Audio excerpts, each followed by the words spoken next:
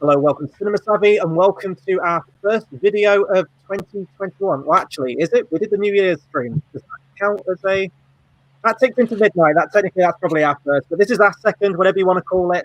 And we hope you're doing well. UK, well, actually, worldwide at the moment isn't really great, is it? Everything that's going on. But we're in another lockdown. Surprise, surprise. So... As always, we're watching stuff, whether it be TV shows, films. We're catching up on a lot of things. Today, we're focusing on TV, though, and the video that we've got planned for you today is the 15 shows to binge during lockdown. So, obviously, three of us, it's going to be 5 picks each. Tayte is back on the channel from... Is it the mountains of Austria? You're in Austria. I'm in the mountains of Austria. You can't see outside at the moment, but if you manage to catch us on a day where we're filming in the day, then I'll have a beautiful background going on behind me. So Tate's from a frozen tundra, and me and George are also from a frozen tundra at the moment. It's been absolutely horrible conditions the last couple of days, but this isn't a weather show. We are here to talk about TV today. Kind of on a TV string at the moment. We did our Cobra Kai review, and we're kind of sticking with it today. A lot of people are probably going to be looking for new shows to dip into if they haven't watched or rewatched things, and we're just going to kind of go through some, whether it be like newer ones, older ones. Most of these you can find on some kind of streaming service every now and then, if you look around. But yeah, we're going to get into it. But before we do, over to George with the socials. Absolutely. So, as we always say, the best way to find out when we're going to be doing our videos is to find us on social media. That is Facebook, Cinema Savvy, Twitter at cinema_savvy. This is, I wouldn't say it's a last-minute video, but we had something else planned for the return tonight. But when lockdown was announced, it was kind of, okay, what shows do we like to binge? We'll talk TV for a change. So that was good fun. And, of course, the last few days has been crazy, and I think a lot of people want to get away from reality. So we've kind of varied it up as well, I think. On a sideways notes from the socials, comment along with us, but a lot of our picks, we've not just picked the 15 Emmy winners of the last 15 years. We've not picked every... Netflix's current top 5, Amazon's top 5. We've all done it in our own approach. We've got different genres, new shows, old shows, everything in between. So I think it's quite varied. It's quite fun. And some of you may have seen some of these shows. Some of you may not have. So don't forget to comment along with us tonight, because we want to kind of know your picks as well, because there's so many shows out there. I'm actually starting a new series, and it's not even on the 5 I recommended, because obviously I've not seen it yet. But it's the best time of year to stream. It's winter. You can't go out as much. We literally can't go out right now. And if we did, unfortunately, we wouldn't be committing treason and sieging a government building, no matter how much we really wanted. That's nice. Unless we get really bored. Well, actually, when we're talking about not being able to go outside, very weird situation where I am right now, for context. The country is in lockdown, all shops are closed and everything like that, but outdoor exercise and skiing is still allowed, so I've still got a job. Which makes no sense at all, but I'm going with it. It's a very, very strange time, but yeah. Do we have an order? Actually, I want to say as well, like, I'm much more of a movie guy than I am a TV guy. Even just to pick 5 that I've watched beginning to end with a TV show that doesn't stick the landing at the end, or went awful, or has been cancelled.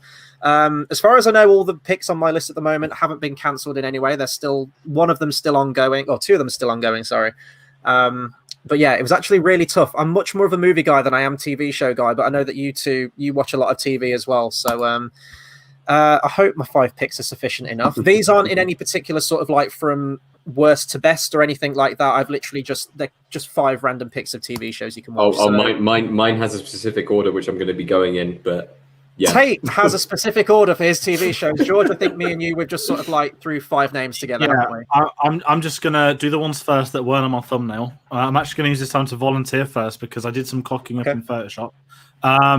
So that being said, we're going to put a photo up when we announce our not production, our series. I was going to say film then. If you're based in the UK, we've just put where you can stream it. If you can stream it, probably the keyword for one of the ones on the list tonight.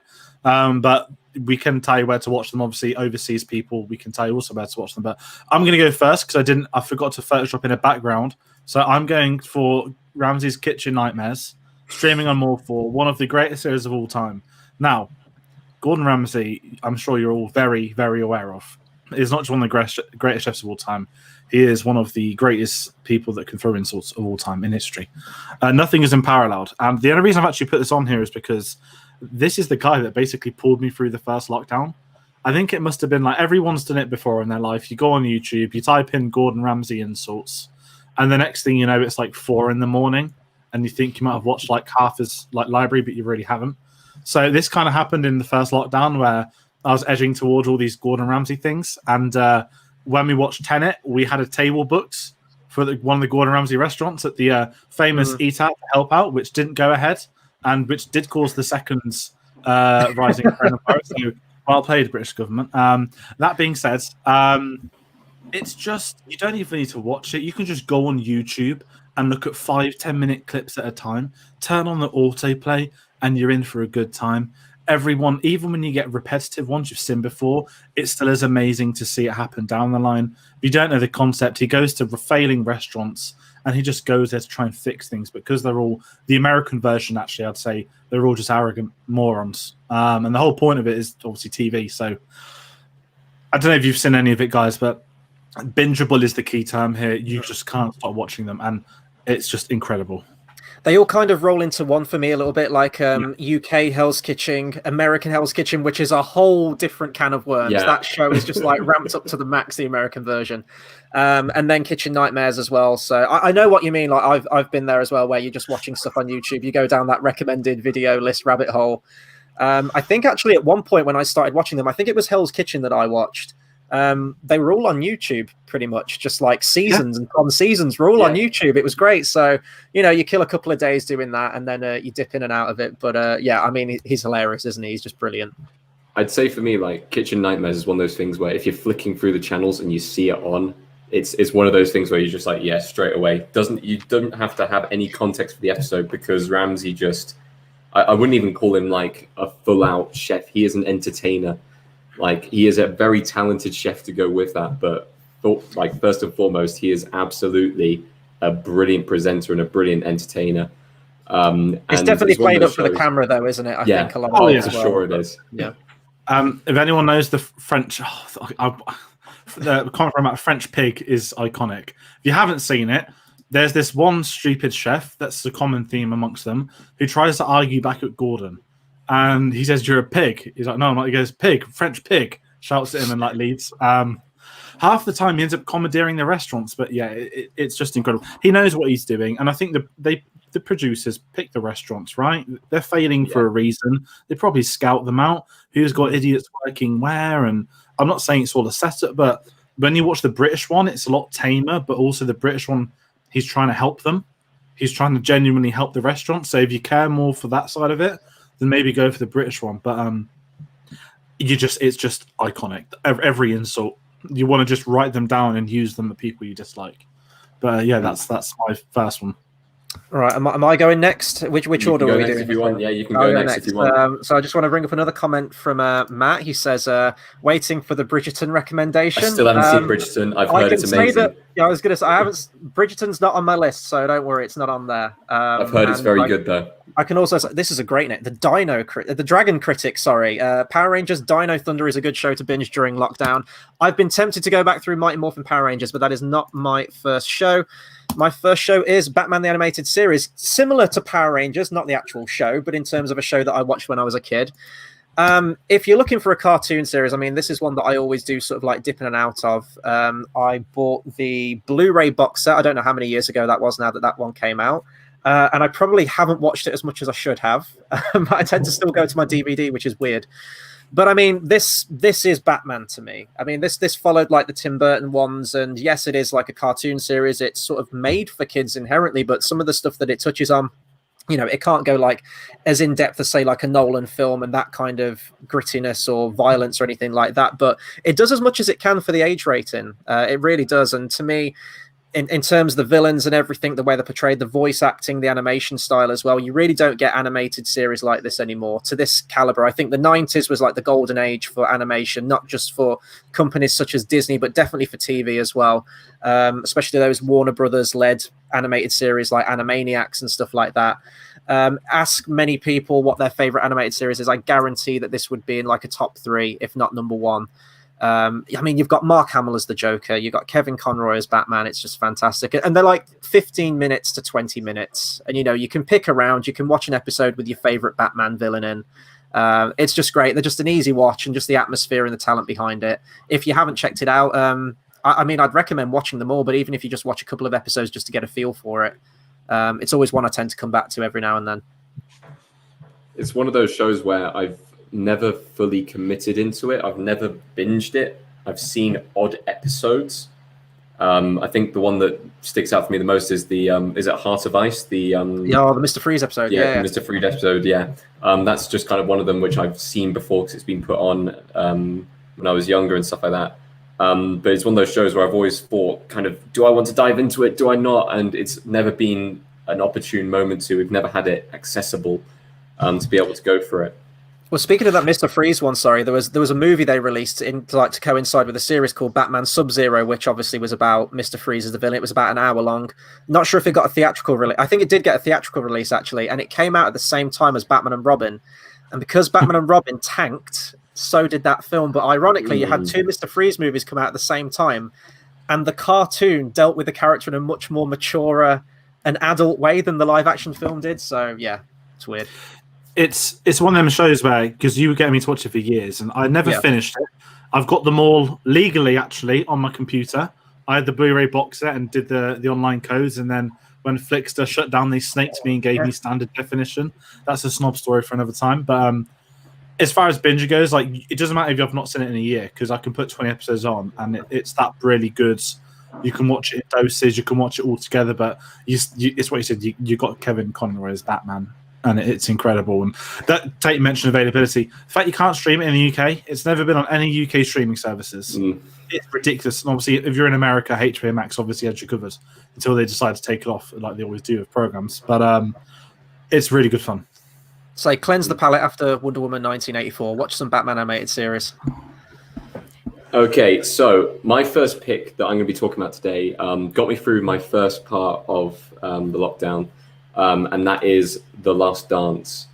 Now, this kind of, you have to be in certain categories to like this show. You have to be a sports fan, you have to kind of understand what it is to be sports, but also you have to understand what it takes to win at something. And this entire show goes and analyzes how the Bulls, the Chicago Bulls, a basketball team, managed to basically become world conquering through the acquisition of a few very, very talented players such as Michael Jordan, probably the most famous basketball player of all time, people like Scottie Pippen, and the team dynamics that went with it, the rise and the fall of that team in itself. And the series was made by ESPN, and they immediately released it onto Netflix as a kind of weekly watch through, and the episodes are an hour long each. There's only 10 episodes of it. But ESPN have done this before. They actually have a series called 30 for 30, which you can watch on BT Sport. It's always on there. It started in 2009. There are 157 episodes, which are all basically the same as The Last Dance. So it's one of those series where you are never going to run out of episodes. Like, there is so many to watch, and it covers literally every single sporting event historically that you can think of.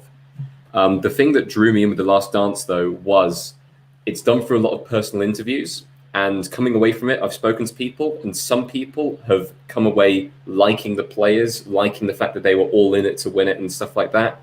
And some of them have come away with it hating them, previously idolizing people like Michael Jordan. And now suddenly they've seen the series and they don't like him because his attitude is win at all costs. He doesn't want to make friends. He would do anything to get that prize. And it's such an enticing series to watch. And I would highly recommend it to anyone. Like, even if you're not a sports fan, I feel like you still enjoy just watching the drama that unfolds within this team and how it kind of ebbs and flows throughout the years. It's one of the best documentaries I've ever seen, but also it's the behind the scenes. So Michael Jordan is the winner of course, as you said. The classic meme from this is, and I took it personally, which became his new quote. And if you look at the background of this documentary, who's in Space Jam 2? LeBron James. James claimed that he was the GOAT. Was it 2018 or 2017? 2017, The day after he claimed he was the GOAT, Michael Jordan commissioned this documentary to be made. The fact they sat on behind-the-scenes footage for 20 years, because it's done like weekly in 97, they sat on this footage for 20 years until the day someone pissed him off enough for him to say, it's time to release it. It's one of the greatest middle fingers in the history of TV and sport, I guess, is a concept. But it was fun to watch because there's someone that doesn't know much. I knew Space Jam. I knew one or two things. I'd been to Chicago and I'd seen Chicago Bulls things. Like, sorry, I watch ice hockey, not basketball. And I watched that documentary. I was like, okay, like I wish I knew a bit more now.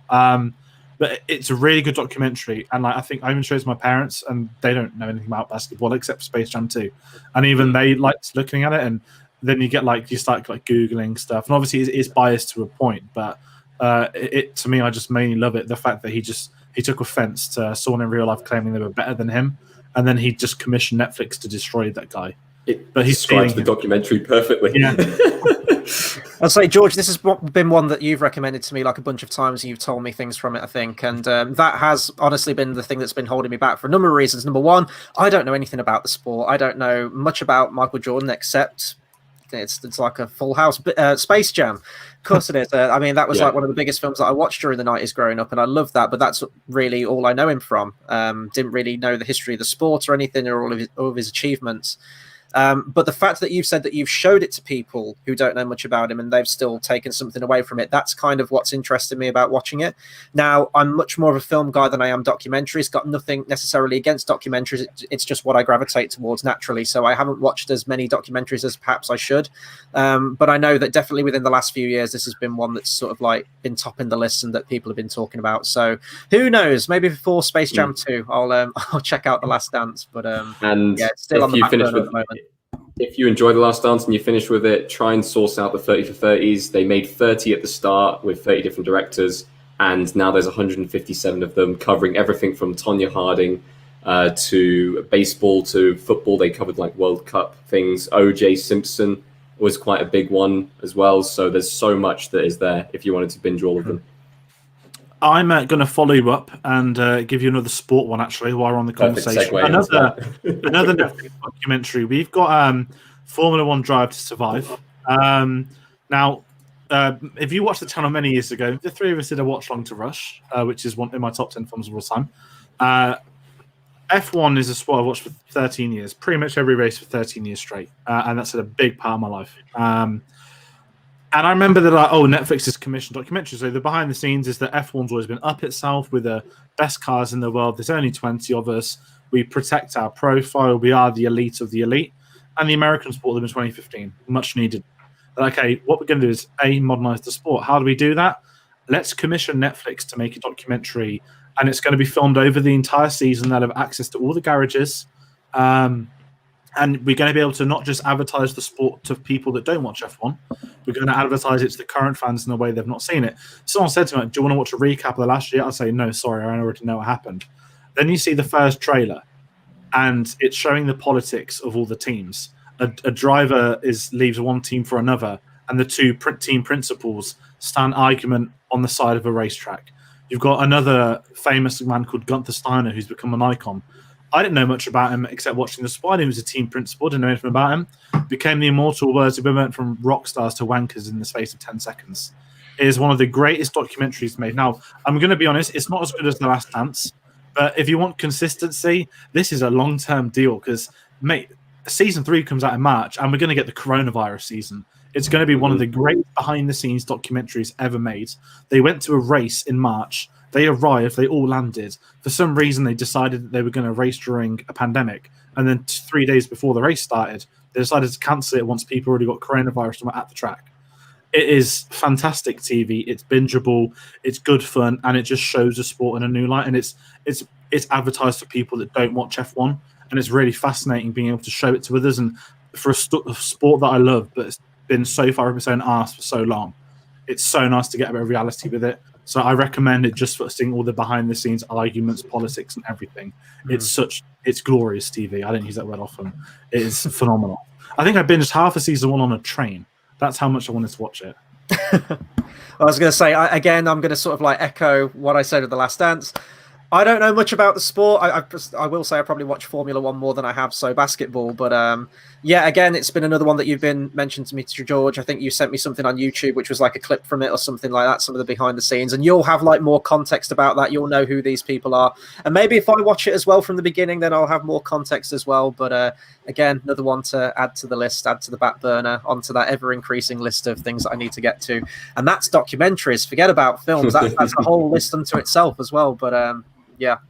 So as a person who's a Formula One fan who hasn't seen this series and who's had it kind of on my to-watch list for so long, I'm not gonna lie, I am looking I'm so looking forward to the next series, purely at the fact that this series was so bonkers.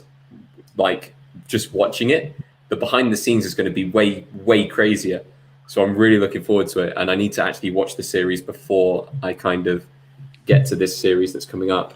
So I yeah, get all the fun segues, don't I? I had to go from kitchen nightmares to Batman, and now I've got to go from a sports franchise to Battlestar Galactica to sci-fi. And this actually blew my mind that this was on BBC iPlayer. I did not know this until George brought up the graphic before we went live. That is mad. In fact, this might be the next thing that I'm going to binge myself. I have watched this series ages ago, actually, and if anyone's been with the channel since the beginning, you might remember Tom. I went to uni with Tom, and he was the one who actually lent me the box sets for Battlestar Galactica and got me into it in the first place. So a bit about the story. It is kind of like a classic sci-fi premise, in that you've got set in the not too distant future, maybe that's a spoiler. And you've got a population of humans, and the Cylons, who are these robotic race created by humans, attack. It's basically like your Terminator premise. They wage war on the humans. And in a population of like 7 billion people, I think there's like 50,000 survivors, all on this one ship, the Battlestar Galactica. And maybe there's some pockets of humans out there in some other planets fighting against the Cylons.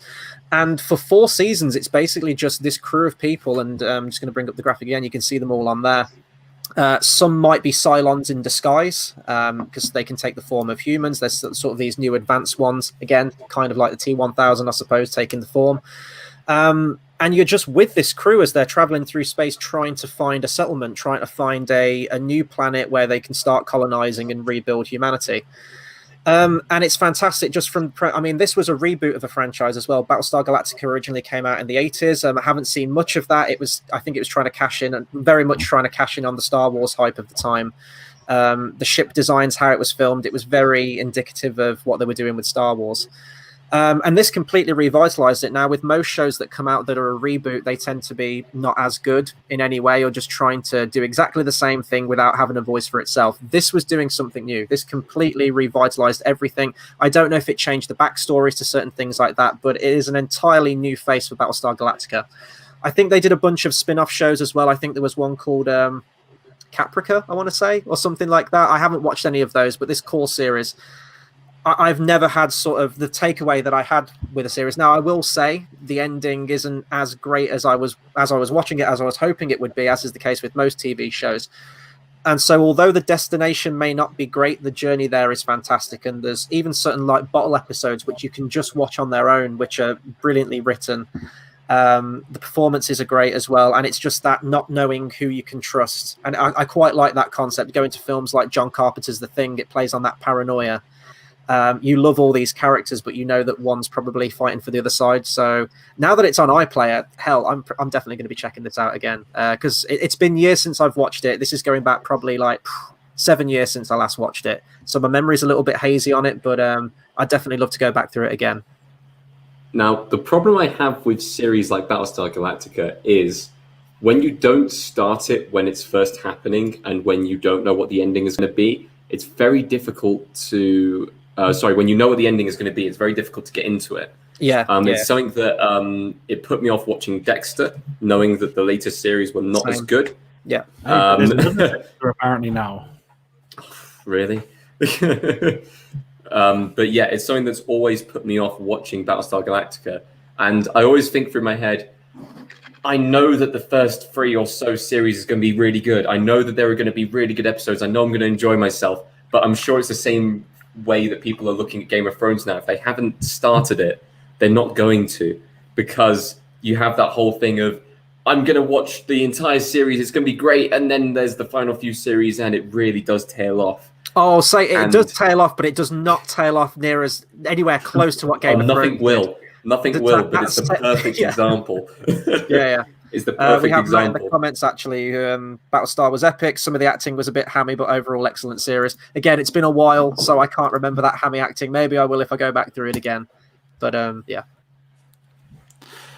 I've not seen it. I know a couple of the actors from it. They've been at conventions. Katie Sackhoff obviously made the jump into some Star Wars shows recently and stuff. And it's one of the shows where I'm not going to be offensive. I always get it mixed up because there's a couple of shows similar to that. So Babylon 5 and Stargate, I guess. Stargate, Babylon, SG1, and Firefly, I put in the same category. But of all of them that hyped up, I'd rather give Battlestar Galactica a go because it's the one that I think a lot of people said I'll probably like the most. And I was very shocked to find us on iPad. I was like, oh no, this is going to be really sad. It's going to be like Batman the Animated Series. I don't have a now streaming to put it.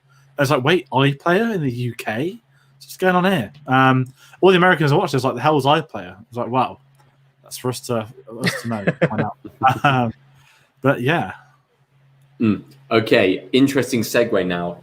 One of my favorite shows of all time is kind of based around space in the future, and that is Futurama. And I've always loved that series. Even some of the bad episodes, I can still go back and watch and have a good time with.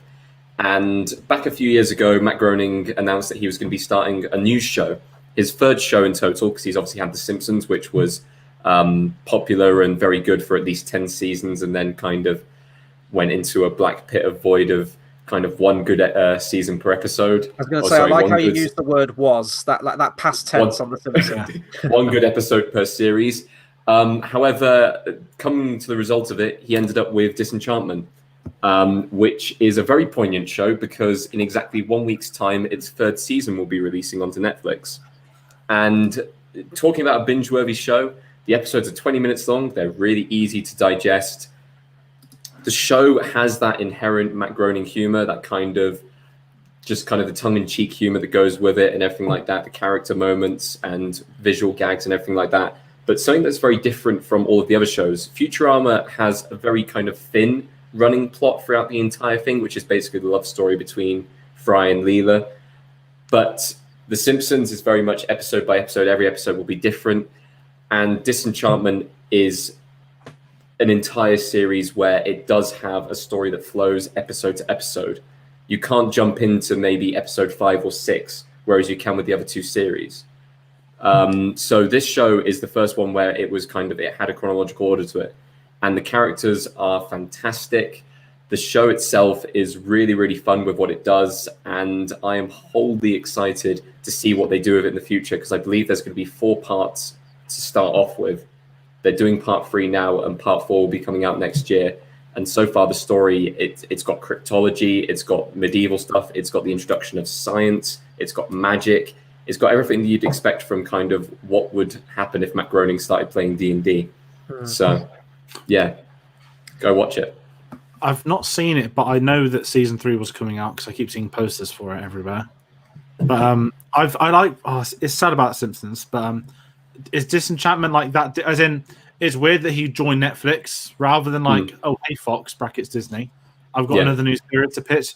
Was it a polite like, oh, but you're still making The Simpsons, so you sure you need another series? I think at the time it was to do with the fact that he wanted it to be a streamed show, because it wasn't a kind of every single week you come back and it's a different story. It is a story that you can binge in one go. So maybe that's I haven't got to this one yet, but I do like Matt Groening. I love the animation style as well. Like, you can just look at a poster from it and you instantly you can just make that connection to The Simpsons or Futurama. So, and the fact that, I always say fantasy is my jam. I love fantasy. You know, I don't play D&D, but I'm aware of D&D. But I think so. It looks like it's right up my street. But I've heard from a lot of people. Well, not from a lot of people. I've heard mixed things on it. Essentially, I've heard a lot of people say, "Well, it's not as good as The Simpsons or Futurama," I'll tell you what. It's not as good as the first 10 series of Simpsons, and it's not as good as Futurama. But it's the best thing that he's done since the end of Futurama. Yeah.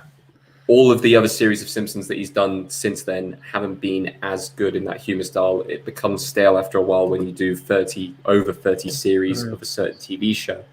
Whereas this kind of takes this fresh approach. It's a different setting completely. So it gives you that kind of different story beats that you can take on, and because it has this kind of chronological story that goes on with it, it shows something very different from a series that you wouldn't expect to see in The Simpsons, you wouldn't expect to see in Futurama, which has those kind of very thin underlying stories, but are really an episode by episode thing.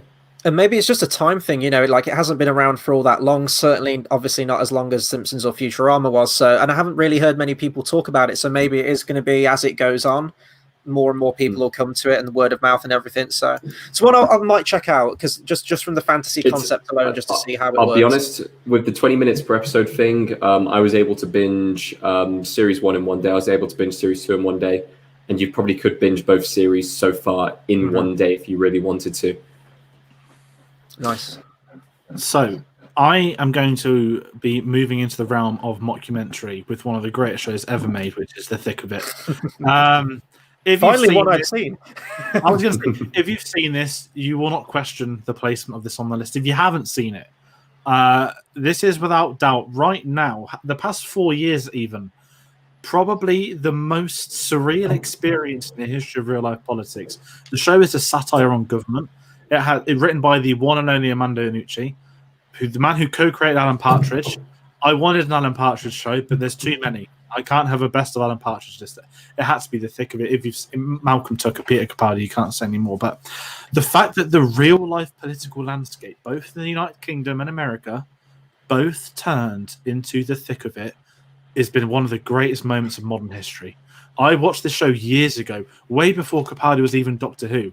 And I remember when those rumours popped out, like, wait, Malcolm Tucker is going to be the Doctor. There is still an amazing fan trailer out there from before the day it was announced, after his Star Wars speech. But it's a show I think that you kind of need to watch around. If you're sick and fed up of the news, if you're sick and fed up of politics, definitely still watch it, because the whole point of this show is how ridiculous. He's essentially, he's a kind of like the communications manager. Like, if shit goes down, he is there to fix it.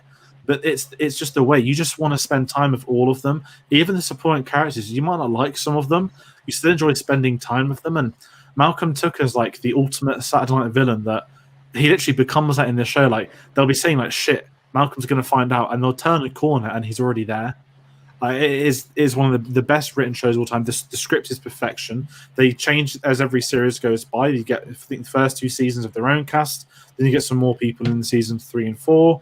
Then you get someone else in season 5. They turned it into a film, which was obviously still Malcolm Tucker, but then you had James Gandolfini be the Americans, and all the supporting cast would then change character names, playing the same characters. And I actually don't like the film that much. I don't think it was Iannucci's first directed film, but if you're going to binge it, get onto Netflix, get onto that right away, and just sit back and watch the real life come to your living room. Because, I mean, you could do a list of... I've got a poster that I've not met him yet to get it signed, but I've got a greatest Malcolm Tucker insults poster, and it's like every insult, that pretty much the best ones over the course of the seasons, and it's just phenomenal.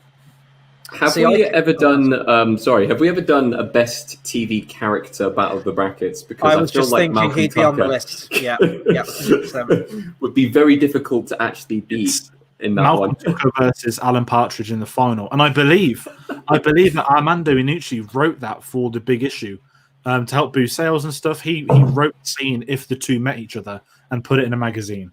One day we may see that. I don't think we ever will, but I came to this after Death of Stalin, I think, but I knew of the Malcolm Tucker character from exactly what you said, that amazing Doctor Who fan-made trailer. I can't tell you, like, I watched a few episodes of Capaldi, and, like, bless him, he just looked like he was just being restrained. It was no, stick with it. He was one of the best doctors we've had. He was fine from what I saw. A great doctor with bad writing is the consensus. Exactly, yes, exactly, yeah. But I was just watching him, I was like, oh, I've seen you in, like, the thick... I've seen the Malcolm Tucker character. Like, please, can I just get Malcolm Tucker as Doctor Who for, like, one episode at least? Just let him do his thing. So I was already aware of the character, and actually you'd probably find it in the recommended videos, probably right next to Gordon Ramsay, right? Like those montages, compilations that you can find on YouTube, the sweary rants. It's brilliant. It's some of the best writing, some of the rants and put downs that he has in that. And he is an intimidating guy. Like you mentioned, like where he'd be there in a corridor. It'd be like, oh, don't let him find out. And he is like the ultimate villain, but you kind of root for him. You feel his pain. Like he's trying to wrangle all this motley crew of people in politics together. And I did binge it as well. Like when I did get to it, it was just next episode, and I'd gone all the way through it.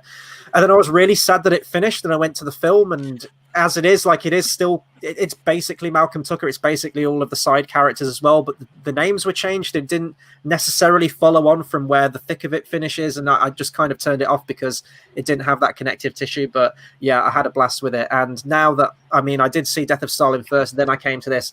I can see that style, that writing, directing style from a new cheese. And I didn't see, was it David Copperfield he did? I've not seen that yet either. No, I haven't seen no, but now because I've seen these, I am still that's on my list of things to watch as well. I'm going to be saying that a lot. List of things to watch. Believe me, they're all on there. It's like a nebulous in my head list of. I'll get to it when I get to it.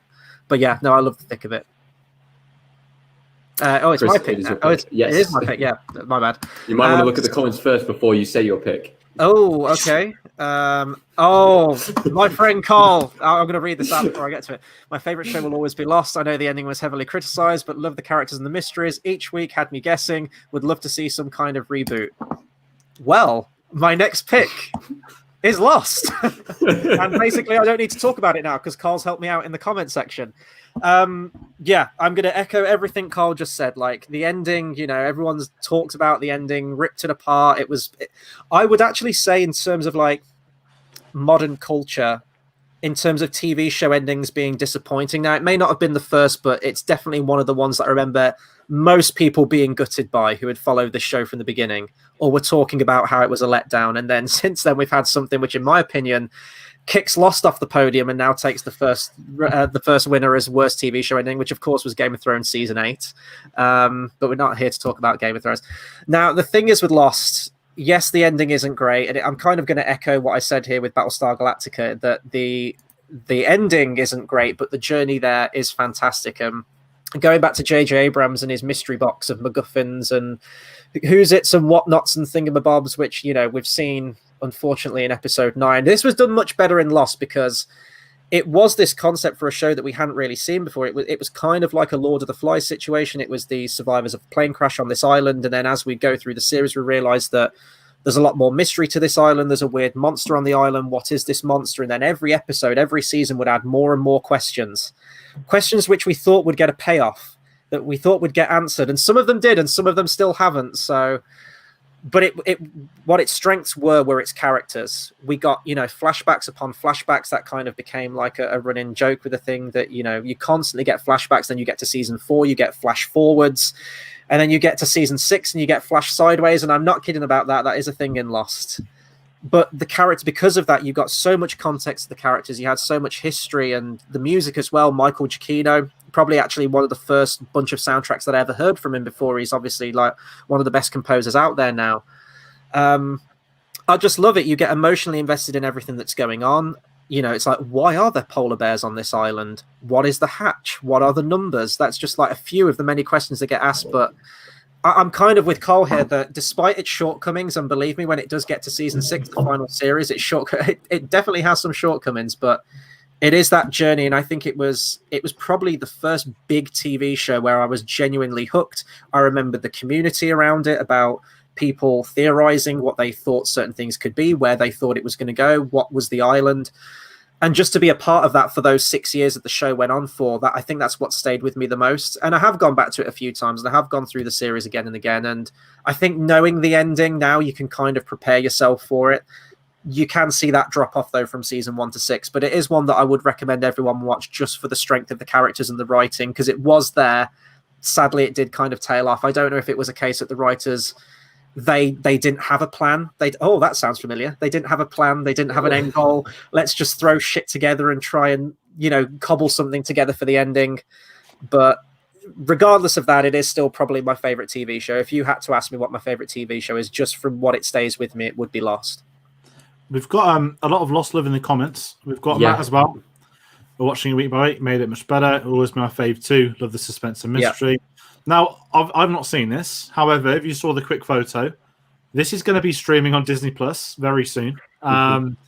Disney now own Fox, and there was the announcement, at the Disney talk, where they said, "Oh, by the way, we're just going to add this new section to Disney Plus." It was announced this week. Lost, X-Files, Atlanta, tons of TV shows, Prison Break, everything's going to come to Disney Plus. And I was like, "Oh my god!" Like the Disney Plus logo on Lost, that is strange, and that's what's kind of me. But it's a show I've wanted to watch. One of my best friends at school was obsessed with it, and it got to, I think it must have, when did it finish? 2009. So I think we'd have been in 10. I think it's 2010. I think it finished. I want to say it's 2010. So we were in year 9, and my best friend was obsessed with it. And obviously, the final episode, as someone that didn't watch it, you just knew that, oh my God, Lost is finishing. The show that everyone talks about, Lost is finishing. And I was like, okay. And I never watched it. And then you hear about the ending. So, wow, good thing I didn't commit myself to 5 years watching that. And here I am 10 years later, like a mug. Like, did I really watch 8 seasons of Game of Thrones? Yeah. There are so many, because I try and avoid situations. Lost is probably the unfair example because it's the original example, I guess is a good term. I think Dexter did the same, and that's getting a sequel series because of how bad the final ending was or something. That's all on the news now. And I kind of want to give Lost a go because it is a bit different. And even if it has got, I know it deteriorates, but because I know that core ending, I'm intrigued about finding my way there. But at the same time, I'm like, I've not seen The Wire yet, so can I really start Lost yet? And it's one of those shows that I am going to get to it one day. It's like Chris, it's the ever growing list. Lost has been on there for 10 years. But, I think the only way you were going to watch it is like if we force ourselves as a channel to go like, oh, it's the Lost anniversary in 2024. Let's go through all of Lost. I think for me, like with Lost, the thing that captured me, because I haven't seen the series as well, was the fact that there was so much hype around when it started, the first ever $1 million TV episode. And I never saw the episode, but I've seen bits of the plane crash and just people getting sucked into the engine and everything like that. Just from the first episode, it looked so exciting, and I never got on board with it. And I don't know whether I want to go back and watch it, and when it comes onto Disney Plus, I probably will. And I believe in the comments, someone, Carl said it is currently on Amazon Prime as well. So it is available out there to watch. And I mean, I guess there's no other time to watch a bunch of series than in the midst of a lockdown. There's a camp of like 3 people with Lost. There's the people that made it through season 1 and said, "Oh, it's not for me. It's dragging on. It's it was about survivors and then it wasn't." There's the people that made it to series 2 and they said, "Okay, this is weird now. This is just like stopped being the show. It's gone into weird territory." Or there's the people that made it through all 6 seasons and were diehard with it. Not as diehard as Matt though. Apparently, he said, "2010, yeah, I had a Lost themed 21st at uni. That is mental. That's amazing." Did he go on a plane and not come back? I'm joking. No, I know it came back. Matt mentioned about the ending as well. He said, I drank the Kool-Aid, so I love the ending, but in hindsight, I do get the criticism. I remember I know we got to move on to the other ones. I remember when I watched the finale and it was gearing up. It was like the final 5 minutes. Now, I'm not going to say where I was watching it. I didn't have Sky at the time, so I had my ways and means of watching the finale. Yeah, exactly. Yes. So there were 2 video windows on the screen. I was on the finale. There was part 1 plus 2, which was the first video, and part 3. I thought, oh, okay, so click the first one. Thought, God, this is going to be a long episode. But it felt like it was getting to the finale in the part 1 and 2. And I thought, well, no, because I've got a part 3 underneath. And then it dawned on me that, oh, no, that was the full episode that I was watching. I don't know why it was in 2 videos. And I remember through tears, because I knew that it was ending. My favorite TV show was ending. So, of course, I was crying. I was ugly crying. But when I realized what was happening during the ending, I just went, oh no, they're not. But I was still crying because I was still emotionally invested. But my brain was at conflict because it knew it was dumb. It knew it was stupid and anticlimactic. But I was also invested. So it was a weird kettle of emotions at that time. But I'd still recommend it. I think it's still great. Very interesting. Well, we've been talking about various different ways of segueing from one topic to another between our different picks and everything like that. Chris mentioned polar bears, so I'm going to talk about his Dark Materials. Nice. No, I don't know if there's any context in that as to whether they're actually links or anything like that between the polar bears in his Dark Materials and the polar bears in Lost.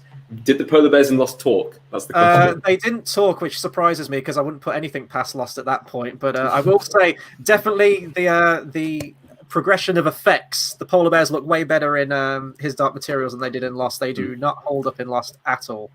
So just a quick send back to my childhood. I believe it was 2006. There was a film coming out in the cinema called The Golden Compass. And I'm not sure if you guys would have gone and seen it as well. I did, unfortunately. I saw that James Bond was going to be in it, but then I didn't watch it. That was my only knowledge of Golden Compass. I'm not going to lie. I hadn't read books at the time. I really liked the film. And then I liked the film so much that I wanted to read the books. And I read the books. And then I really hated the film. And I thought they did a complete disjustice to the source material, which is magnificently done by Philip Pullman. And then HBO and BBC, who have been doing various different collaborations recently, announced they were going to be doing His Dark Materials as a series.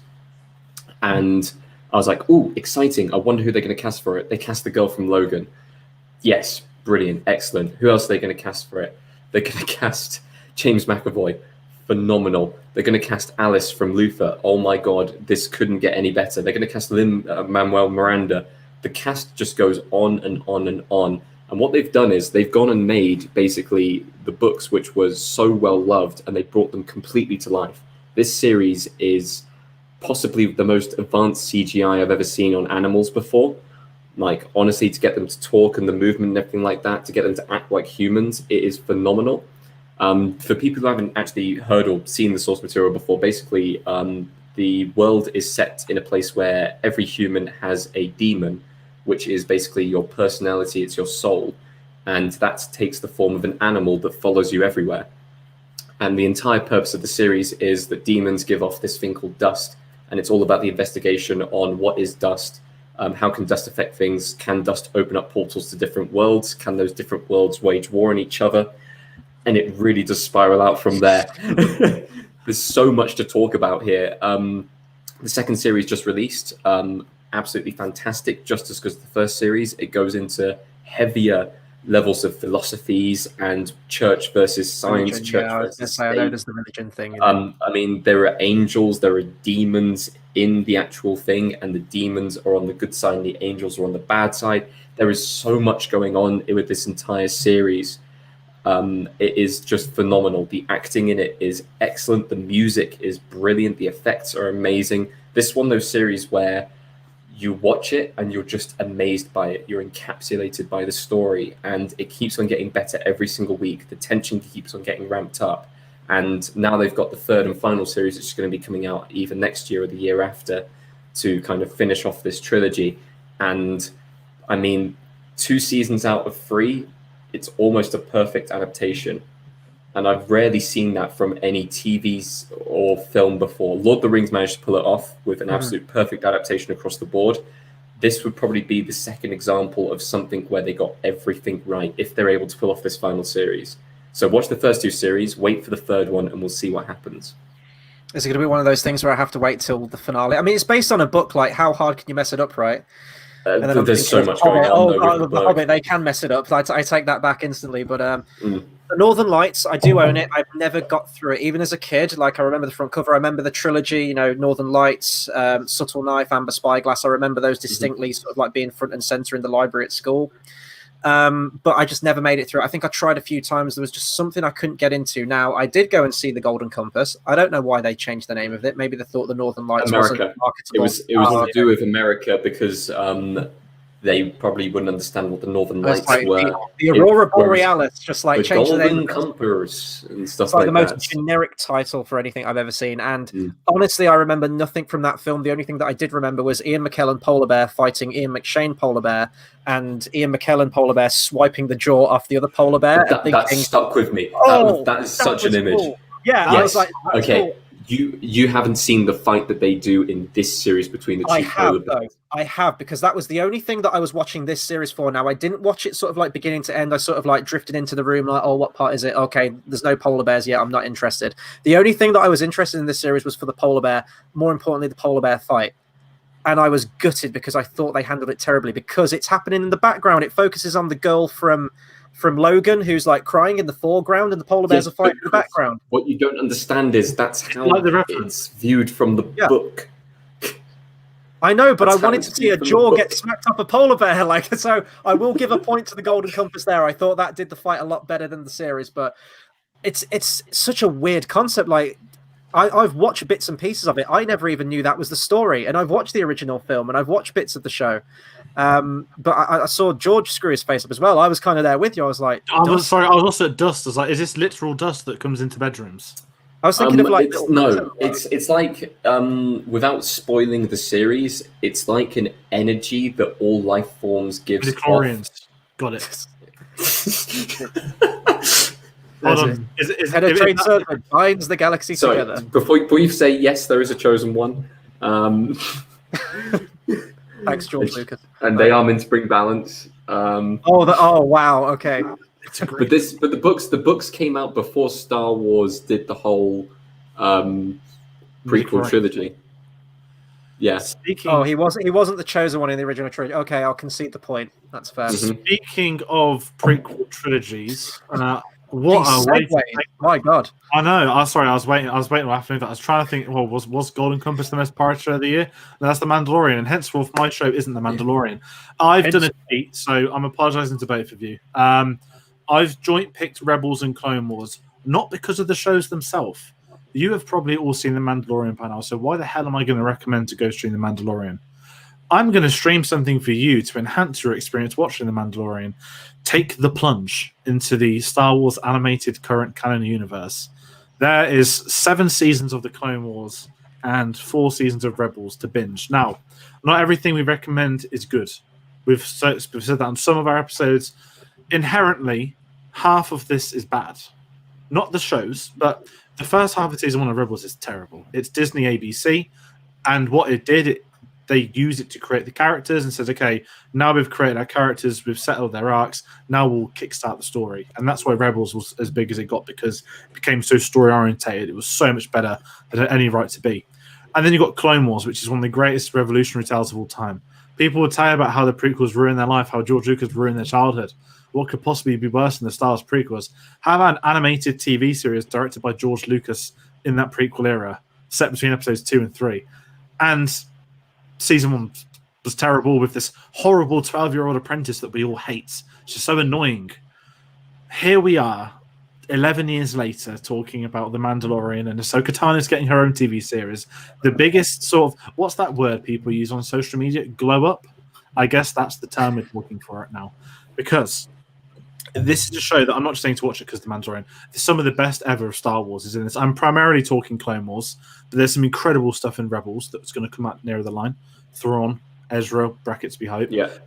And there's so much stuff going on. But if you want to binge something, 20 minutes an episode, just leave it on in the background. There are some truly terrible episodes, but when it is good, it is incredibly good. Some of the action set pieces across not even the newest season of Clone Wars, some of the older series of Clone Wars is better than some of the films, not just the Disney films, but the Lucas ones too. It is worth seeing it for some of those reasons, mainly to help you with The Mandalorian for season 3 onwards. I just thought if you're going to binge something, it's a bit different. It's animated. You've got some over-the-top characters. You've got the things you love about Star Wars, the things you hate about Star Wars, and it's just about finally sort of ticking off like, okay, I've finally seen it. But if you didn't like the Star Wars prequels, A, you're wrong, and B, this will change that experience, because even to me that loved them, that they were faultless growing up, and I know there are issues there now, but to me they're still faultless. This changes everything about them. There's a great, someone said, I think it's Joseph Scrummage, I've heard of him. He said every time he watched a Star Wars film, he'd watch the older ones, knowing that his next experience is about to change how he ever goes back and looks at those.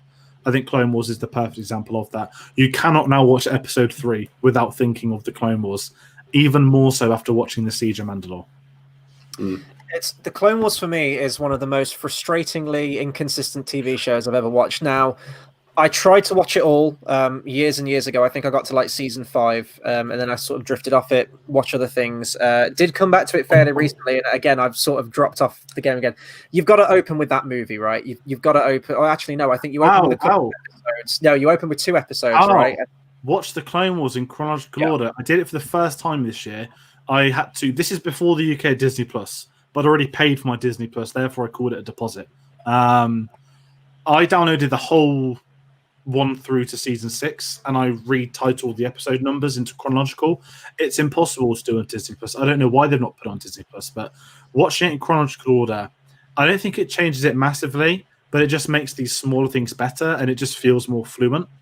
But sorry, going back to your point. I don't know why they like told it out of order. Sorry, because it's so weird. Like watching it in chronological order, you'll start with like episode 15, 16 of season 1, and then you have to jump to season 3 for a conclusion to that story arc. It's so weird how they split it up in that way. And I get like the whole like episodic feel of sort of like just jumping in and you're in an adventure, but you want to finish a story arc when it's told. And then it's weird because you get the changes in animation style as well, because you get season 1 and the original Clone Wars movie, which looks terrible, and then you get to like season 3 was where it started to ramp up, and then obviously you get to season 7, the latest one, and my god, it looks like a film. It looks like a proper like animated film now at this point.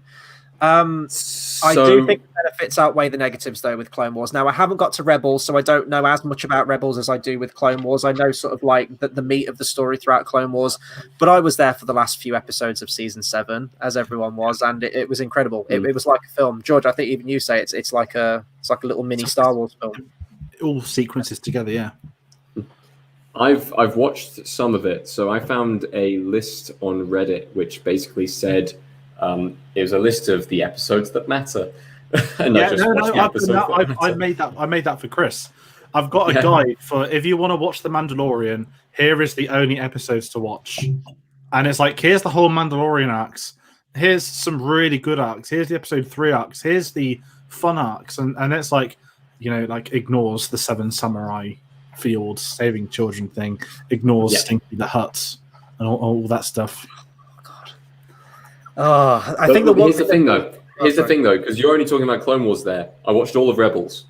But it is going to get to that stage now. I need to know my shit. I need to know my Clone Wars stuff. I need to know, especially my Rebel stuff going into season 3. So I think this is a good pick, actually, because there's no excuse, because this is not only just going to be allowing me to watch Clone Wars and Rebels as standalone series in their own right and finally tick them off, but it is going to influence a show that I'm probably going to be watching next year or whatever. And final thing with Rebels as well is that, like I say, you'll probably say the same. Once you get past that first half of season 1, it's pretty consistent after. And there's those Mandalorian vibes. Like season 1 sets them up. Season 2 goes, okay, now let's just multiply it by 10. Season 3 of Rebels is better than any season of Clone Wars, and I maintain that. Season 3 of Rebels is some of the best styles that's ever been written. And a lot of that comes down to Thrawn, who, hey, he's probably going to be in the Ahsoka show. So it's interesting. I'm intrigued to see what Filoni wants to do with it, because he did a hell of a good job for bringing back a fan favorite, untouchable character in a different era and making him credible in this new era. So I'm intrigued, but it's a nice little, it's not too important a binge, but it might help how you look at the style. If you're basically upset you're not going to get Star Wars till your beloved Book of Boba Fett next year, or this year, sorry. This year, yeah, correct. Now I need to think of another segue for mine now. I think I've got one. And he comes in the shape of a Giancarlo Esposito. So, if you can't get enough of Giancarlo Esposito before we see Moff Gideon in season 3 of Mandalorian, you can check him out in season 6 of, which is my number 2 pick, Better Call Saul, which is on Netflix. It was on, it slips me where it was originally on. I know it moved to Netflix for the previous. AMC? That's it. Yeah. So thankfully now you can find it on Netflix, and it is gearing up for its final season, which will be season 6. This is, of course, the Breaking Bad prequel series. Now, I watch Breaking Bad. It's one of the few shows that I have actually watched beginning to end, and that was many, many years ago. And then I remember this coming out. Now, Saul Goodman was one of my favorite characters from Breaking Bad. The fast talker, the lawyer, he was always getting them out of the bad situation or whatever. He was just a really fun character. And when they said that, we're going to do a spin-off on Breaking Bad, number one, I thought, money. Has the money hasn't dried up from the Breaking Bad well just yet. And I thought, is this really a story that needs to be told? Do we really need an origin story to this character? Now, when it started off, I know a lot of people that have tried to get into this series and they just can't get into it because they're used to Breaking Bad. And I will say that although it's the same creators, the same writers and everything, it does have a very different feel at first. I think definitely in terms of its pacing. And even Breaking Bad, from my mind, like season 1, it was kind of a slow burn at the beginning. I think it really sort of like got down to it in season 2. And then by the time you get to 3, you're flying through it. This one, I would say, takes a couple of series. Now, not to say that the first 2 series are bad by any stretch of the imagination, but it is a much more methodical and much more slower series. But again, once you get like a number of series into it, you are away. And then it has now kind of become, I don't want to give too much away in case you guys haven't seen it or you're going to get around to it eventually. It has now sort of become the Breaking Bad prequel. We're seeing characters come into it. You get like a few cameos from characters in the first series and you're like, oh, that's cute, that's fine. But now we are full on setting up events that are going to be where obviously Breaking Bad takes place. Still haven't seen El Camino. I know that's set after, but it seems like, especially when season 6 coming out, this won't be just like a good opportunity to binge through Better Call Saul, but chances are by the time you do that and you get to season 6, you can then go on to Breaking Bad again. And that's why I'm sort of like holding off binging Breaking Bad again, is because I want to get through this so that I can see now in hindsight how this might influence how I see things. George, you mentioned there about Star Wars, like you go back to Star Wars and sort of recontextualize it with all these extra things that get added. And I'm hoping that this is going to be the case as well. Fantastic writing, actually some of the best directed episodes, I would say, even better than some of the best ones from Breaking Bad as well, in terms of the editing as well, just how it's all put together. It's really, really kind of fascinating, and it's nice to get more history to this character. There's certain glimpses of like a flash forward, and I don't know if this takes place still before Breaking Bad, after Breaking Bad, but that's like thrown into the mix as well. And if you have seen Breaking Bad, you kind of know the style of it. There's like really quirky sort of direction choices or things it focuses on at the beginning of the episode, and you think, well, why are they focusing 10 minutes on this? And then by the end, it ties it into it in like a nice little bookend. I'd really recommend it, but I will say it's a series that you do kind of have to be diligent with and just get through those first couple of seasons. I haven't seen it yet, but I've heard that it does get to very similar heights to Breaking Bad, and it almost matches it in some ways. Certainly this last series that came out, season 5, was like one of the best. People have been saying like it took a while to get into it, but when you get into it, it is on par with Breaking Bad, which I wasn't expecting at all to come from a series which was about I would say a kind of comedic but also a little bit dramatic character from the original Breaking Bad series and everything like that. I've seen El Camino. El Camino is good.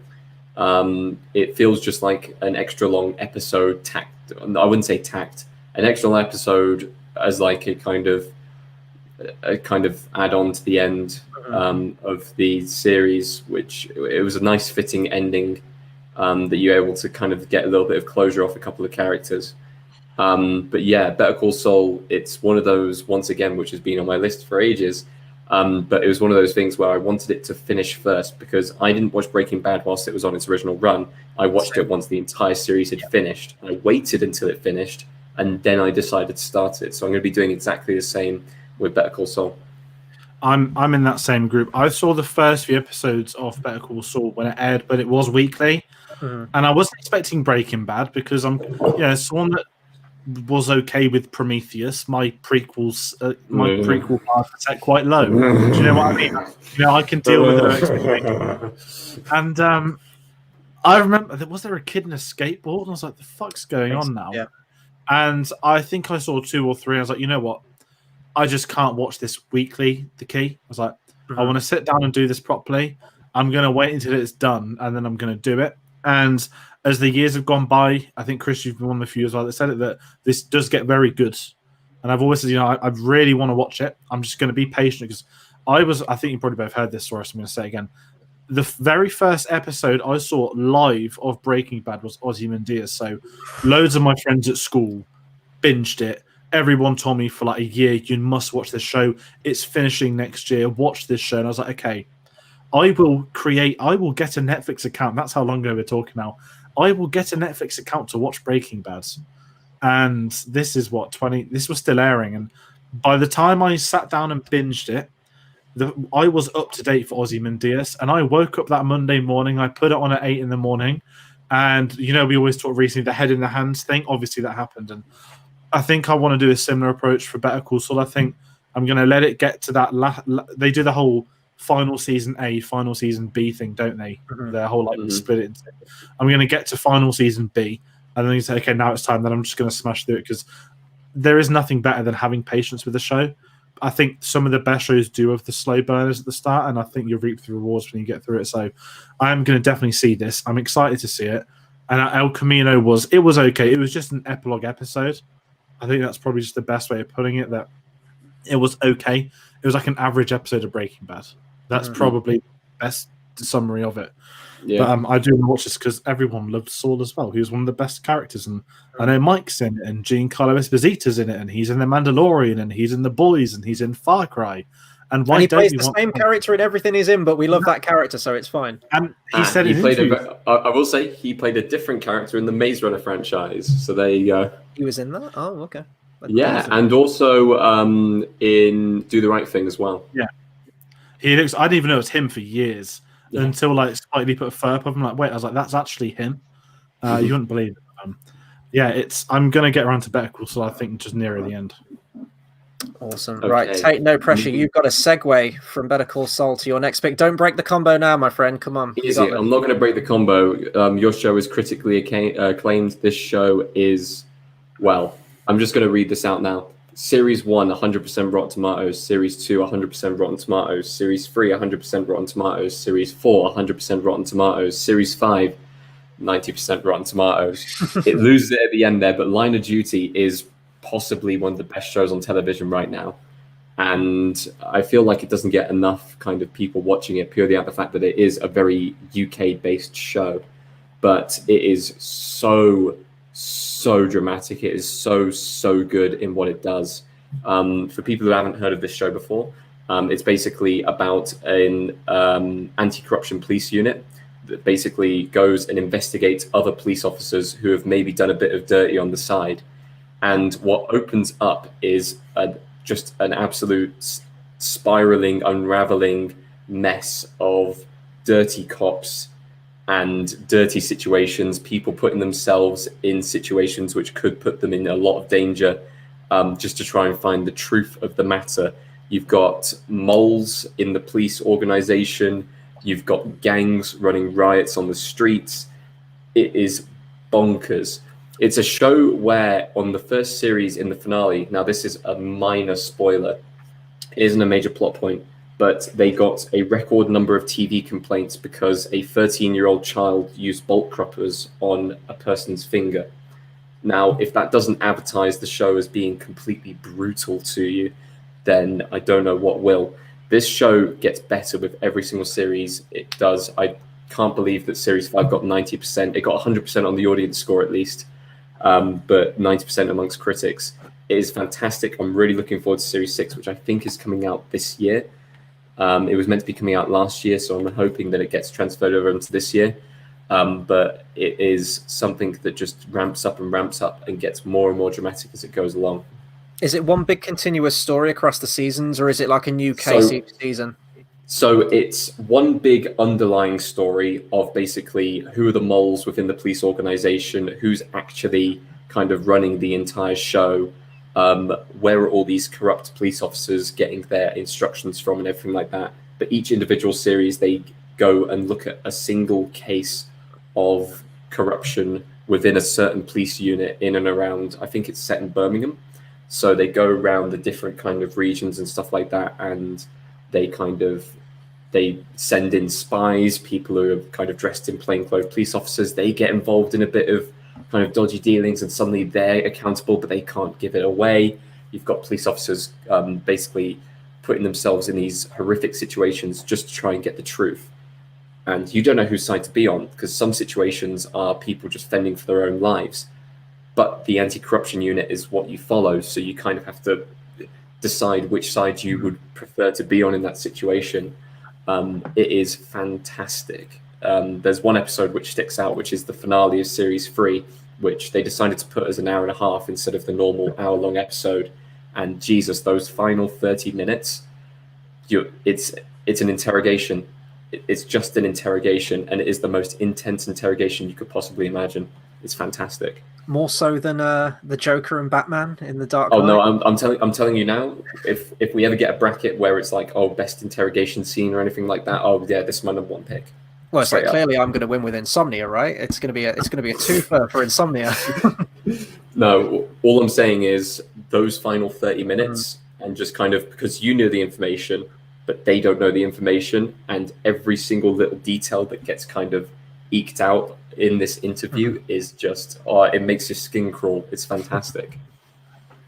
So I've not seen that, but a lot of people love it and they're hooked on it, and I think it has become. It's very rare to get a British show that goes out and becomes like one of the biggest elsewhere that's like fundamentally British. Luther is the only one that I can think of that made it to the States and made it big.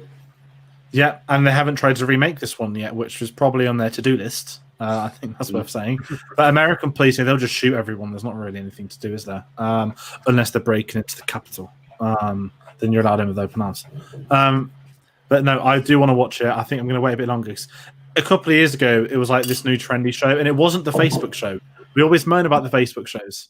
This was then like, okay, like a couple of older people have seen it, and you know what older people can be like. It's like, and then like the youth catch it. And it's like, oh, like, this is actually really good. And I've just not watched it yet. My TV is limited. But that being said, segues. You spoke about your critical reception.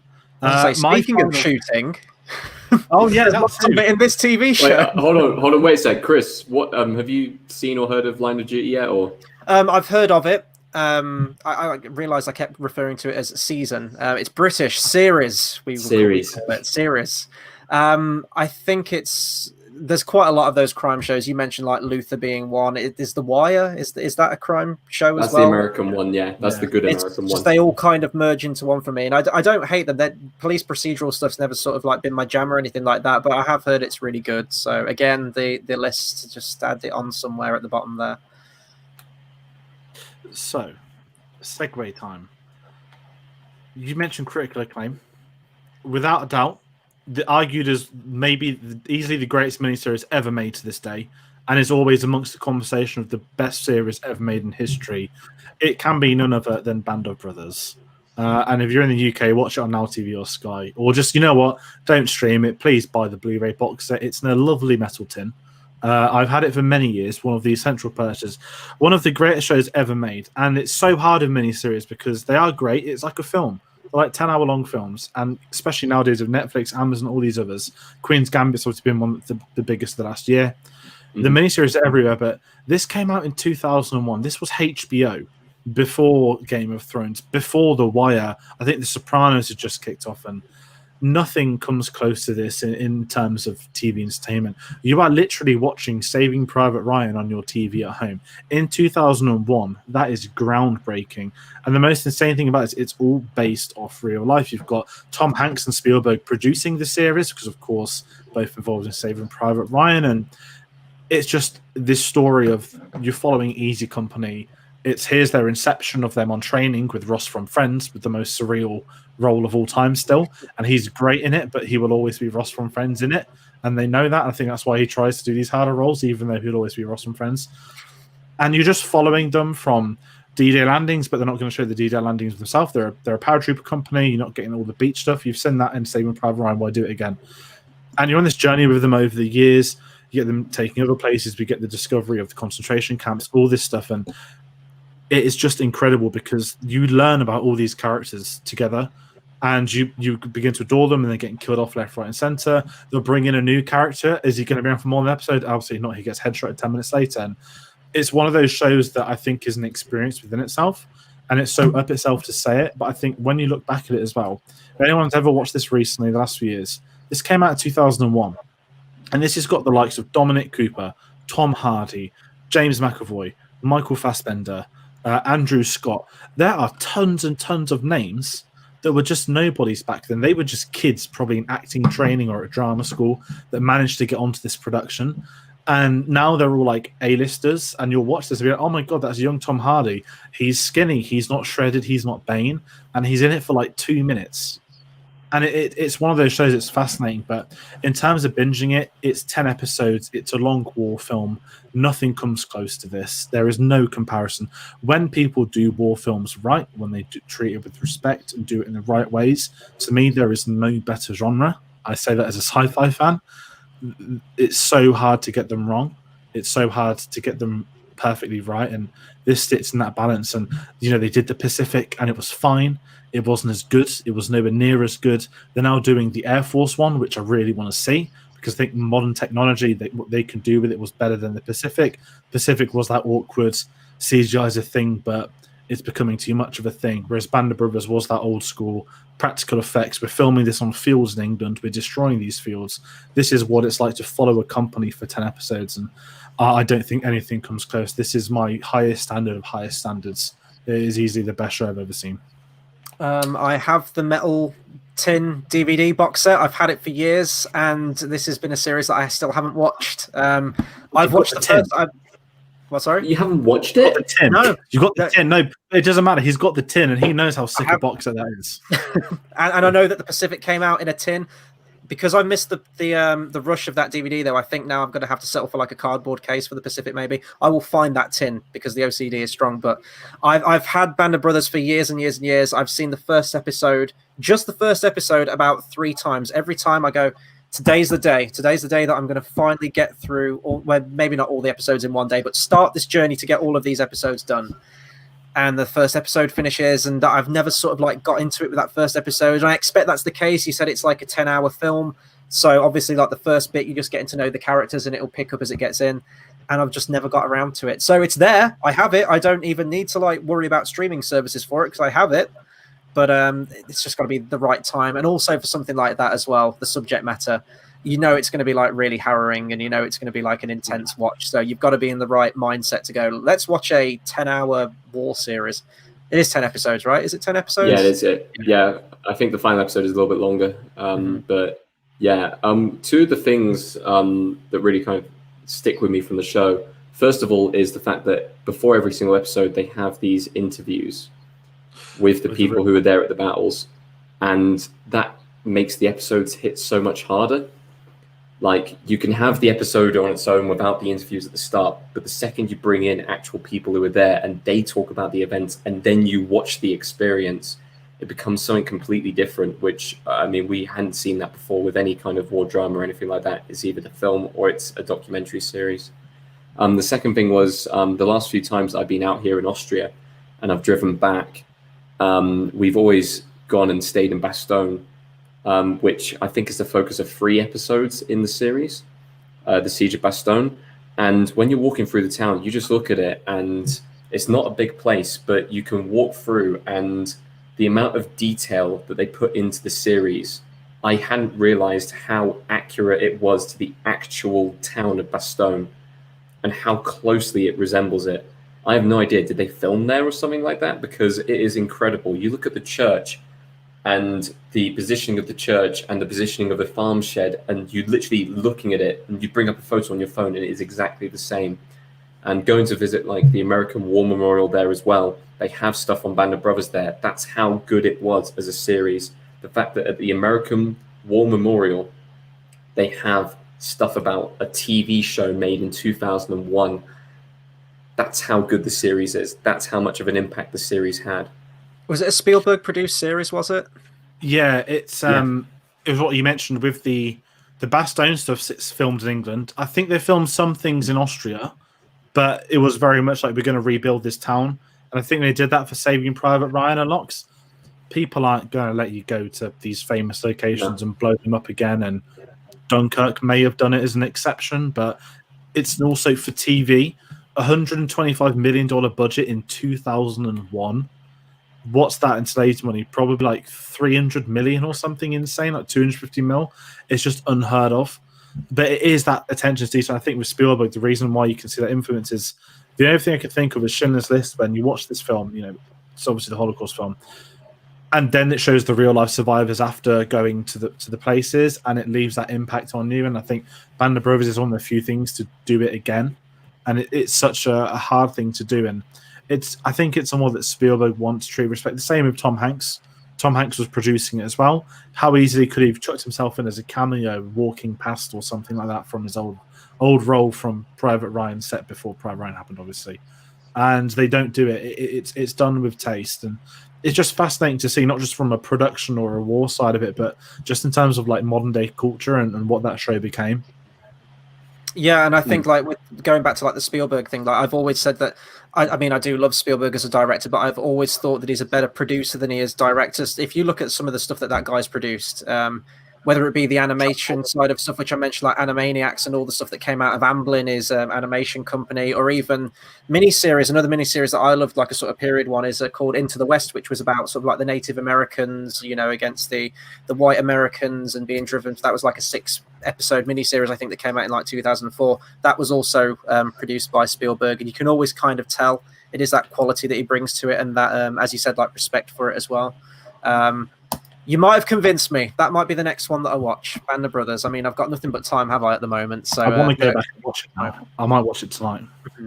Well, if you want to see someone go to war, I mean, for my number one pick right here, look no further then Daniel LaRusso and Johnny Lawrence, we are going to Cobra Kai with this.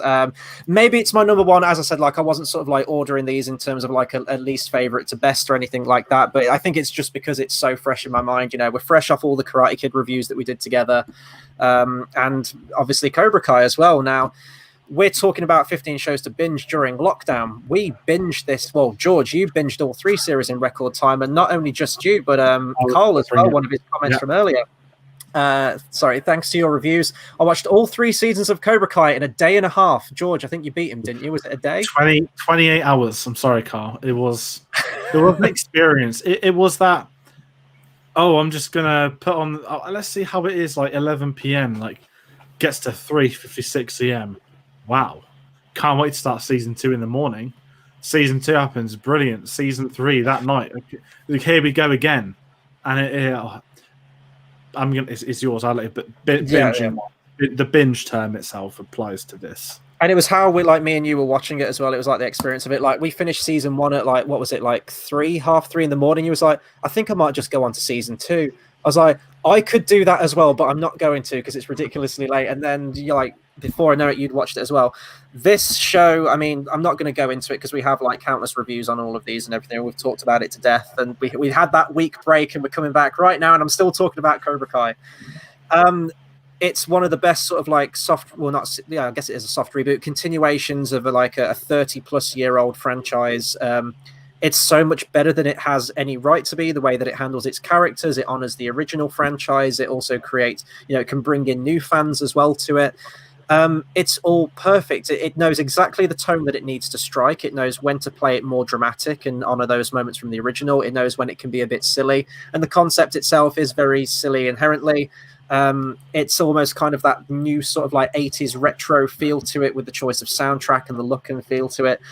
Season 3 is probably like my second favorite series, and we know that season 4 is coming out, and there's even talks that they might push it to a 5 and a 6 as well.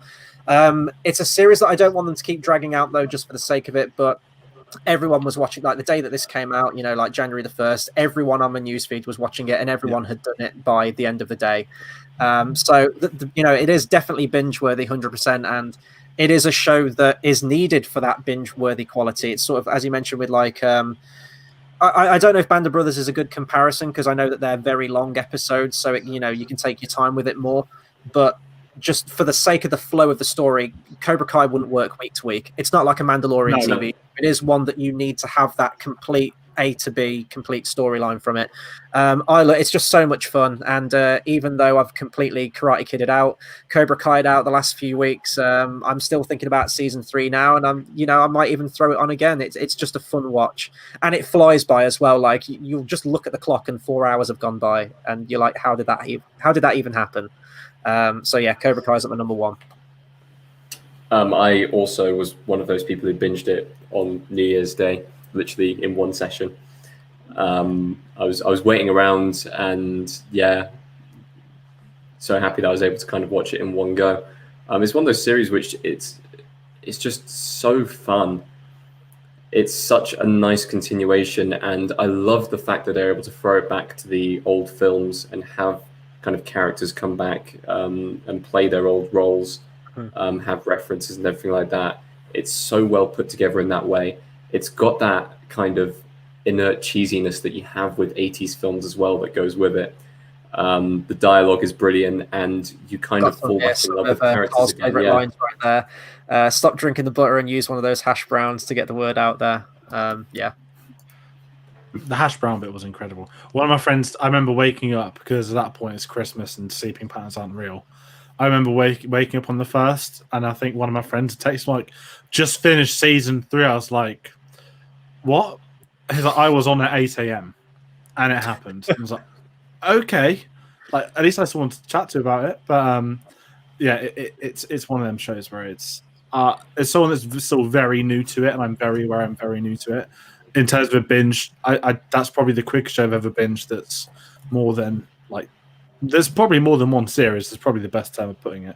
And you took that binge to a whole nother level. It wasn't just Cobra Kai; it was like all the bloody films over like a week and a half. So, and our beloved character may be returning in season 4. We think I'm not going to spoil it for people that are watching.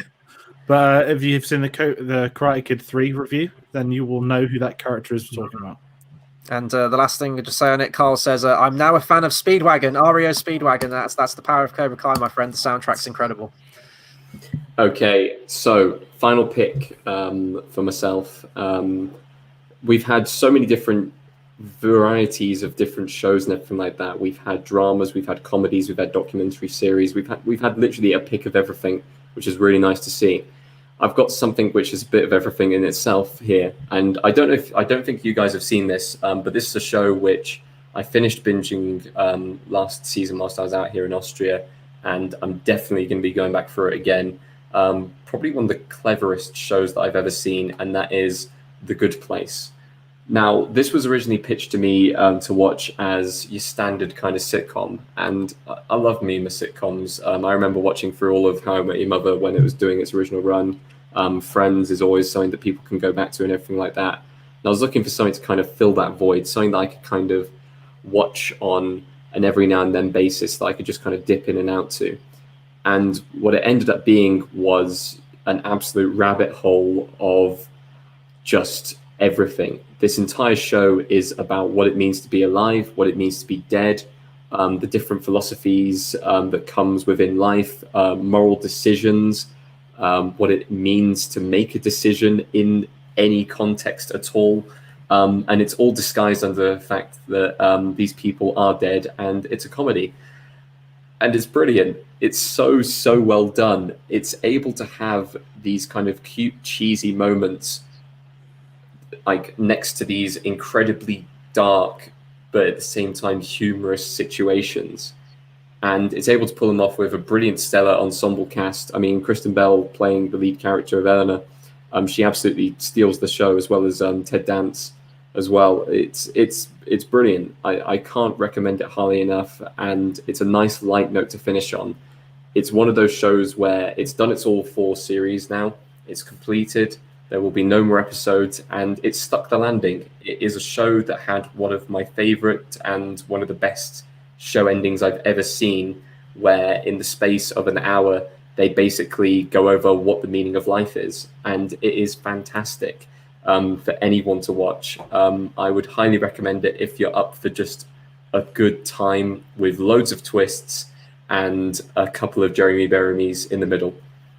I haven't heard anything about this. The first time I've heard about the show is right now. Tate talking about it and bringing up that graphic. It's nice though that it's sort of like it's come to an end. Like it had an ending in mind, and more importantly, that it's a TV show with an actually good ending. Because honestly, like you can probably count them on one hand, if that. Like probably in 2 fingers maybe of shows that had a good ending, long running ones as well. Just because you guys haven't heard of the show or seen the show, I'll just give you the basic premise. Basically, Eleanor, the lead character, she wakes up in the afterlife. She's told that she's gone to the good place. Which is a place where all of the good people throughout history go to based on their deeds. So there's like a tally where you do certain good things in life, you get a number attributed to it. So it'd be like plus 100 or plus 25 for helping out a friend and stuff like that. The problem is that she's a piece of shit human being, and she's been accidentally dumped in this kind of paradise. And because she's being dumped in the paradise turns bad. And it's all based off that premise, and every single series brings in this kind of unique twist kind of towards the end of it, which completely changes the next series and the kind of the path of the show. And it like works with reincarnation, re-enlightenment, finding different paths in life. Like I said, again, you've got a character called Chidi, who is very popular online with people because his whole quirk is that he is a philosophy teacher, but he can't make a decision. And his indecisions led to his death. And now that he's in the afterlife, his indecisions are leading to more trouble and everything like that. And it's kind of his process of learning how to make a correct decision, or at least how to make a decision in the first place. All of the characters feel so unique and so well together. It's a show that I can't pitch highly enough. I'm going to be binging this as my next show anyway. Before I get on to anything else that we've probably watched tonight. This is the top of my list again, just because I loved it so much and the ending sticks. So it's one of those shows you can watch forever. No, it sounds like a fun premise. Like, as I said, like I haven't heard anything about it. So, I mean, you've sold me. I'll again add it to the list. There you go. How many things I've added to the list tonight? My God, will I ever be done with that list? Probably Drink not. every time Chris adds something to the list. Yeah, I know. It's just I've got my homework cut out for me, haven't I? After we hang up this stream. Oh, and then speaking of homework, there's some big things coming out in a couple of months. Wink, wink, nudge, nudge. Yep. Yeah, this there is. So in a few months' time, I'm just like, oh God, it's going to happen. It's going to happen. We've been talking about it for years, and it's finally going to happen. And I don't want to give too much away, but we always said that we had a schedule of stuff, which George has now upgraded to a calendar. We have a calendar now of everything from today's date all the way up until December 2021. We've got a lot of stuff coming out. We've got so much stuff coming out. So I don't know if I'll have time to get to A Band of Brothers. A Good Life. Is it Good Life? No, The Good Life. Place. The Good Life. Good Place. I say The Good Life is a comedy series from like the 70s, 80s, right? And not just that. Carl's threw a couple of more out as well. He said, I also find Ozark on Netflix is very underrated. Every time I go on Netflix, I see that on the header, so maybe that's another one. Friends has been mentioned. I have successfully finished season 1. So again, it's the way there. Yeah, exactly. Oh my God, don't remember. Yeah, yeah. Parks and Rec in terms of comedy, one of the best ever made. It's coming onto. Isn't Parks and Rec coming onto Netflix soon? Probably. They keep moving and shifting them everywhere left, right, and centre. Because I know The Office UK is on Netflix now. The Office US. Sorry, both offices. Amazon and Netflix keep fighting each other, whereas like Disney's just standing over them, like pathetic, like the Skinners meme. But yeah, there's so many great shows. And that's the other thing, like we spoke about 5 shows each. There are many others we could have picked, even if we don't watch much TV. I'm the same as you because I've not seen many. But there are still other shows when you look at it and think, oh, I could have done X, Y, and Z. And Kitchen Nightmares was like a pick. I was watching it at dinner last night. I was like, no, I'm changing one of my other picks to this. It's one of them shows where like 5 isn't enough. But as far as videos go, I think we've had a good balance for our videos. For our recommendations and the people in the comments as well. It's just about finding something fun that if we're all having a shit time at home, then absolutely find something to binge. Could be film series too. And I'm going to use that to go tell you to watch Karate Kid series again, all the Rocky films, because there's plenty of other things coming up and about. But it is the best time right now to be binging things where we've got no chance of being at any time soon. Absolutely. And, even if you're not in lockdown, wherever you are in the world, if you're free to gallivant about the place, like whatever, these are just good TV shows to recommend and go and watch when you get the downtime for it. And for us in the UK, we have nothing but time. But we do have a lot of stuff planned for the channel. So I don't really know how much time we have, but 2021, towards the back end of 2020, we introduced all these new series and sort of like new show ideas. And obviously we started with retro reviews. We're going to be continuing with retro reviews. So I believe we'll be back on Tuesday. I don't know if we're giving away the film just yet, but we'll have retro reviews then. We've got many more planned for that as well. And also some good retrospective series as well of massive franchises. And I do mean it's probably one of the biggest franchises of films out there. So all this and more planned, and the best way to follow us is obviously on our social media to know when we're going live and to know what to expect. And obviously that's on Facebook at Cinema Savvy, Twitter at Cinema_Savvy. And if you'd like to pick up some merch, one of which I'm wearing right now, you can go to the TeePublic link in the description down below with a nice little down arrow now. We're upgraded 2K21. It's happening. And obviously feel free to share some of the TV shows that you've been watching as well, because we do want to keep the conversation going. Yes, we've had Carl and we've had a few other people, Matt and SeaWorld Man in the comments. But now it's over to you, and get commenting as well below. Maybe list some TV shows that we haven't mentioned, because there's a lot of TV out there and there's only so many we can mention in a 1.5 hour live stream. So that'll do it from us for today, and we'll see you on the next video, guys. Take care.